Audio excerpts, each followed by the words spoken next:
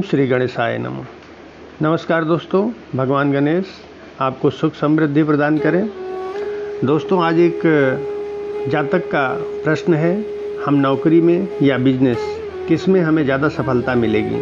तो इसके रिगार्डिंग हम पूरे हाथ की विश्लेषण करेंगे इस जातक का, और लास्ट में कंक्लूजन करेंगे कि इसको नौकरी बढ़िया है या बिजनेस बढ़िया है। तो आप लोगों से रिक्वेस्ट है कि हमारा वीडियो अंत तक देखिएगा, तभी आप प्रॉपर कंक्लूजन तक पहुंच पाएंगे।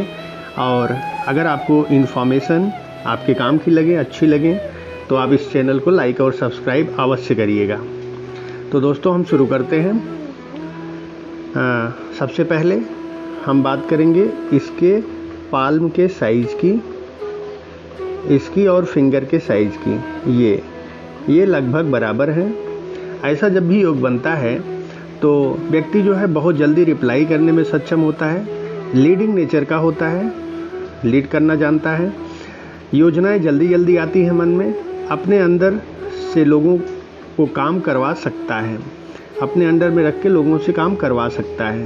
तो इस जातक की पाल्म की साइज़ और फिंगर की साइज़ ये इशारा कर रही हैं। थर्ड फिंगर यानी ये तीसरी फिंगर और फर्स्ट फिंगर उन्नत है दोनों। थर्ड फिंगर थोड़ी सी बड़ी है, जिससे व्यक्ति को मान सम्मान बराबर मिलता रहेगा। फर्स्ट फिंगर सेकंड पर झुकी हुई है। ये फर्स्ट फिंगर दोस्तों, ये सेकंड पर झुकी हुई है। इससे व्यक्ति रिगार्डफुल बनता है, दूसरों को सम्मान करता है। कोई इसके साथ उपकार करेगा तो ये कभी भूलता नहीं है।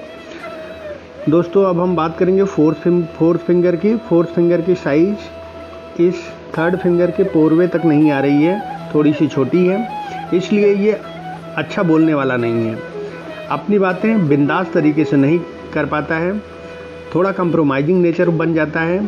लेकिन अगर ये लेखन का कार्य करे, घर बैठ के अकेले में लिखने का कार्य करे, तो बहुत अच्छा ही ये कार्य कर लेगा। किसी फिंगर में गैप नहीं है, इसलिए फिजूल खर्ची नहीं है, और व्यक्ति ज़्यादातर अकेले में एंजॉय करना पसंद करता है।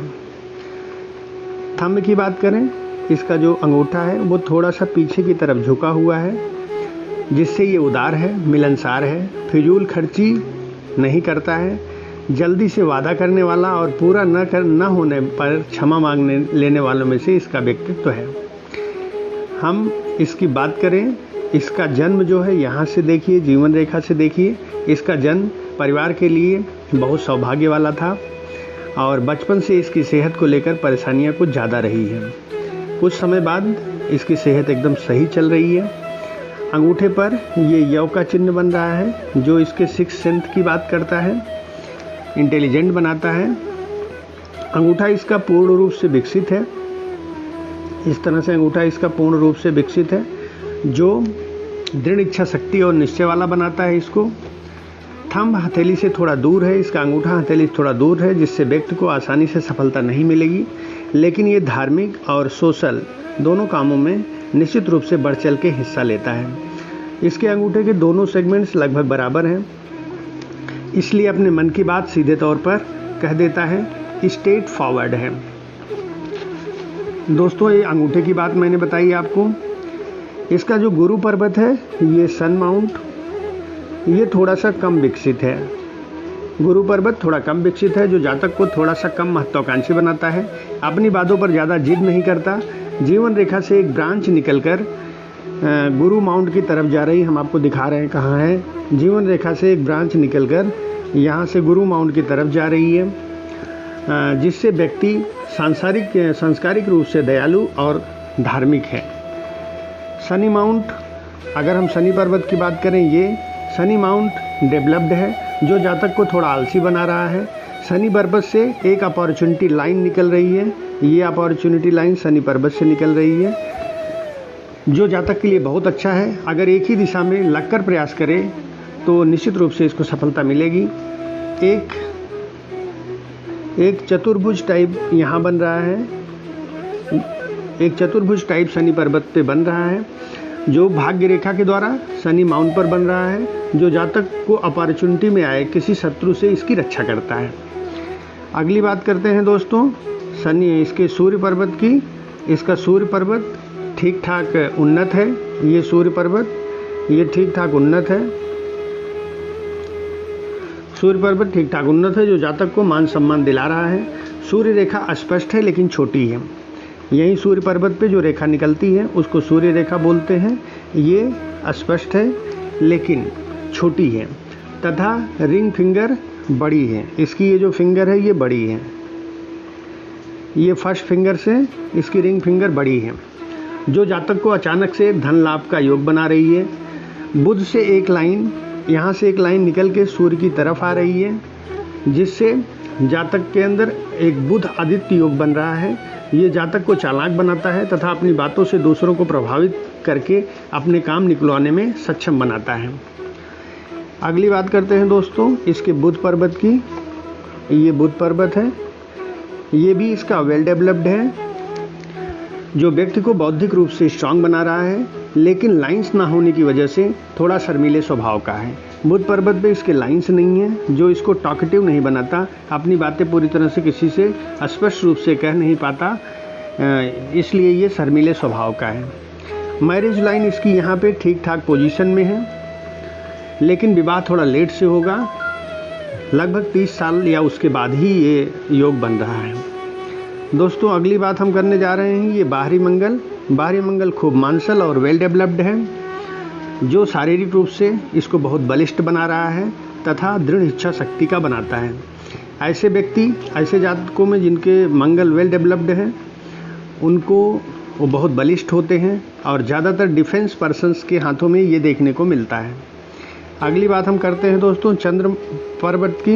इसका चंद्र पर्वत काफ़ी विकसित हो रहा है जो जातक को कल्पनाशील, आर्टिस्टिक नेचर का, म्यूजिक प्रेमी तथा प्रकृति का प्रेमी भी बना रहा है। तो चंद्र क्षेत्र का जो गुण है उसमें इस जातक में पूरी तरह से आ रहा है। अगली बात करते हैं दोस्तों इसके शुक्र पर्वत की। ये शुक्र पर्वत है। इसका शुक्र पर्वत थोड़ा सा कम विकसित है इसलिए जातक को भोग विलास से दूर रहना पसंद है लेकिन खड़ी रेखाओं की वजह से घूमने का शौक़ रखता है। कुछ आड़ी रेखाएं जो पारिवारिक चिंता बनाती हैं, ये आड़ी रेखाएं इसकी ये सारी रेखाएं पारिवारिक चिंता बहुत ज़्यादा व्यक्त कर रही हैं। तो ये दिमाग में ये चिंताएं चलती रहती हैं जिससे ये रेखाएं बनती हैं। तो व्यक्ति अगर चाहे तो इन चिंताओं को नेचुरल मान के उसको इग्नोर कर सकता है और परेशानियां हमेशा संघर्ष करने से, प्रयास करने से ही दूर होती हैं। चिंता से कभी दूर नहीं होती। चिंता जो है कहा गया है चिता के समान होती है। बात करते हैं इसके जीवन रेखा की।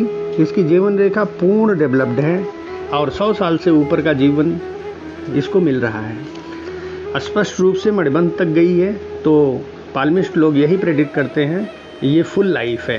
फुल लाइफ का मतलब नियर टू 100 या अप टू 100 या मोर देन 100, तीनों बातें कह सकते हो इसमें।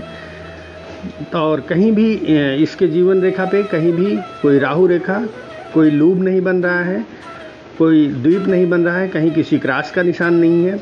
इसलिए स्वस्थ जीवन की तरफ हम प्रेडिक्ट करेंगे। दूसरी बात दोस्तों मंगल रेखा यानी सपोर्ट लाइन भी इसके जीवन रेखा में आ रही है कुछ समय के बाद, वही लगभग 30 साल के बाद आ रही है। तो ये योग शादी के बाद बन रहा है। इससे जो राहु रेखाएं निकल के इसके जीवन रेखा पे अटैक कर रही हैं उसका प्रभाव कैंसिल हो जाता है और शादी के बाद निश्चित रूप से भाग्य अच्छा होगा। अगली बात दोस्तों जीवन रेखा पूर्ण रूप से स्वस्थ और सेहतमंद, बलिष्ठ शरीर, ये सारी बातें इस जातक में देखने को मिलती हैं। भाग्य रेखा पूरी तरह से मणिबद्ध से निकल के आगे की तरफ जा रही है और गुरु माउंट की तरफ इसका झुकाव है। जो जातक ये मणिबद्ध से रेखाएं निकलने का मतलब बचपन से ही ये एक भाग्यशाली परिवार में पैदा हुआ है और भाग्य रेखा इसको बहुत अच्छा लाभ दिला रही हैं। ये व्यक्ति जो भी कार्य करेगा निश्चित रूप से उसमें नुकसान होने की तो संभावना कम से कम है। ऐसी रेखाएं बहुत कम जातकों में मिलती हैं। निश्चित रूप से धन लाभ दिलाएंगी तथा मान सम्मान भी इसको पूर्ण रूप से मिलता ही रहेगा। तो भाग्य रेखा की बात दोस्तों हम अगली बात करते हैं। 2-3 महत्वपूर्ण रेखाएं हाथों में होती हैं जिसका विश्लेषण करके आप किसी के भाग्य को, किसी के व्यक्तित्व को पूर्ण रूप से प्रेडिक्ट कर सकते हो। मस्तिष्क रेखा पूर्ण रूप से विकसित है और ये मंगल की तरफ जा रही है।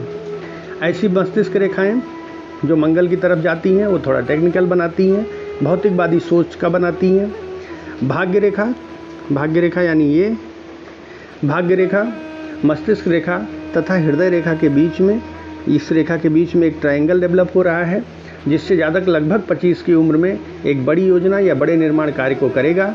लगभग 10 साल तक ये कार्य चलता रहेगा और इससे जातक को बहुत लाभ होगा।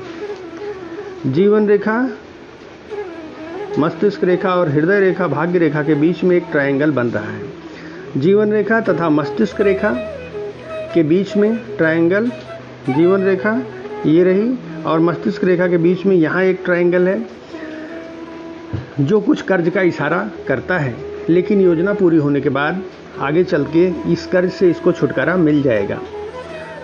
ये ट्रायंगल जो राहु पर्वत पे बनता है वो कर्ज की तरफ इशारा करता है। अब बात करते हैं इसके मनी ट्रायंगल की। एक लाइन यहाँ से आ रही है, ये जीवन रेखा और ये मस्तिष्क रेखा। यहाँ मनी ट्रायंगल बनने का योग है, लेकिन पूरी तरह से बना नहीं है, तो व्यक्ति के पास पैसा इकट्ठा नहीं हो पाता है, आता है लेकिन वो पूरी तरह से खर्च होने का योग बन रहा है। जातक की अगर इस तरह से मनी की बात करें तो ये मनी आता है लेकिन चला जाता है। अब हम अगली बात आपसे कर रहे हैं, कंक्लूजन क्या है। इतना सब देखने के बाद आप कंक्लूड क्या कर सकते हो। जातक की जो सूर्य रेखा है, भाग्य रेखा तथा मस्तिष्क रेखा तथा बाहरी मंगल को देखकर ये इशारा मिलता है कि जातक को डिफेंस में जाना चाहिए तथा इसके लिए मन से पूर्ण रूप से प्रयास करना चाहिए। थोड़ी सी बिजनेस लाइन भी यहाँ से दिख रही है, लेकिन वो डोमिनेटिव नेचर की नहीं है, यहाँ से निकल रही है। तो जातक के जीवन के कुछ समय बीत जाने के बाद, मैच्योरिटी आ जाने के बाद, आप कह सकते हैं 55-60 के आसपास एक बिजनेस का योग बन रहा है। और लेकिन अभी फ़िलहाल के लिए मेरी सलाह ये होगी कि इसको पूर्ण रूप से डिफेंस में जाने का प्रयास करना चाहिए। भगवान गणेश जातक की हर मनोकामना पूर्ण करें। आप लोगों पर भी भगवान गणेश की कृपा बनी रहे। नमस्कार दोस्तों।